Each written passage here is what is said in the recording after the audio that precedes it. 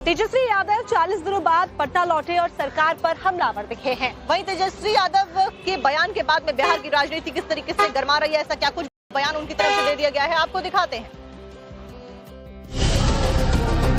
देश विदेश की लंबी यात्रा के बाद पटना लौटे तेजस्वी यादव के तेवर एक बार फिर से तल्ख दिखे और लौटते ही उन्होंने विधानसभा चुनाव में धांधली के साथ जीत के लिए एनडीए पर प्रलोभन देने का आरोप लगा दिया। जनतंत्र को इन लोगों ने धनतंत्र और मशीन तंत्र बना दिया है। हम लोग सब लोग जानते हैं कि क्या षड्यंत्र रचा गया, छल कपट से ये लोग चुनाव जीते, लेकिन नई सरकार कैसे बनी है ये पूरा देश और बिहार की जनता जानती है। इतना ही नहीं, तेजस्वी यादव ने लौटते ही नीतीश सरकार को 100 दिन का अल्टीमेटम तक दे दिया और कहा कि हम शुरू से ही सकारात्मक राजनीति करते आए हैं। यही कारण है कि सरकार गठन के 100 दिन तक उसकी नीतियों, फैसलों और कार्यक्रमों पर कोई टिप्पणियां नहीं करेंगे, लेकिन उसके कार्यों की विवेचना करते रहेंगे। जो मौजूदा जो सरकार है, क्योंकि हम लोग सकारात्मक राजनीति करते हैं, तो 100 दिन तक इस सरकार के निर्णय और नीति पे हम कुछ नहीं बोलेंगे और देखते हैं कि 100 दिन बाद कब हमारी माताओं बहनों को 2-2 लाख रुपया मिलता है, 1 करोड़ नौजवानों को नौकरियां कब मिलती है, हर जिलों में 4-5 कारखाने लगाने की बात की गई है, लगते हैं कि नहीं लगते हैं।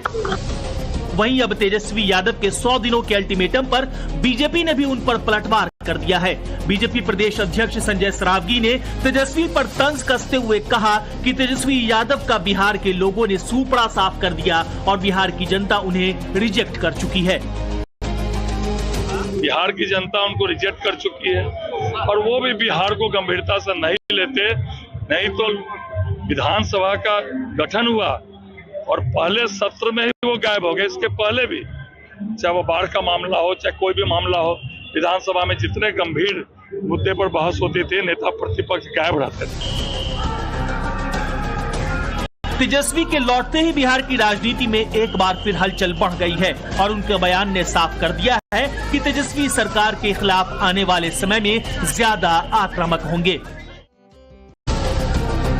देश विदेश की लंबी यात्रा के बाद पटना लौटे तेजस्वी यादव के तेवर एक बार फिर से तल्ख दिखे और लौटते ही उन्होंने विधानसभा चुनाव में धांधली के साथ जीत के लिए एनडीए पर प्रलोभन देने का आरोप लगा दिया। जनतंत्र को इन लोगों ने धनतंत्र और मशीन तंत्र बना दिया है। हम लोग सब लोग जानते हैं कि क्या षड्यंत्र रचा गया, छल कपट से ये लोग चुनाव जीते, लेकिन नई सरकार कैसे बनी है ये पूरा देश और बिहार की जनता जानती है।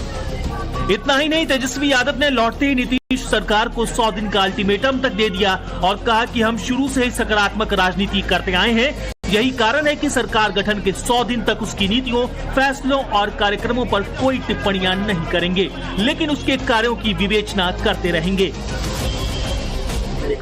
जो मौजूदा जो सरकार है, क्योंकि हम लोग सकारात्मक राजनीति करते हैं, तो 100 दिन तक इस सरकार के निर्णय और नीति पे हम कुछ नहीं बोलेंगे और देखते हैं कि 100 दिन बाद कब हमारी माताओं बहनों को 2-2 लाख रुपया मिलता है,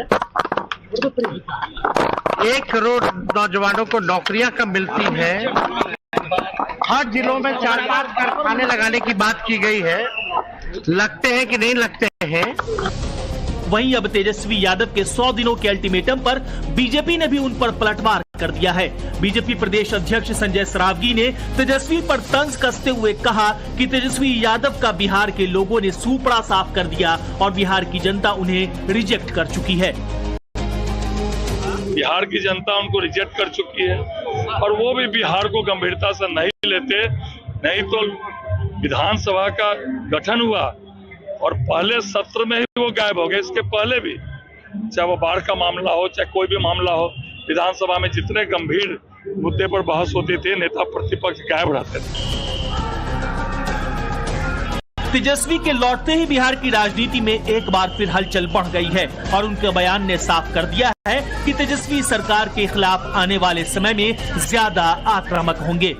For more of such videos, do like, share and subscribe to ET Now Swadesh.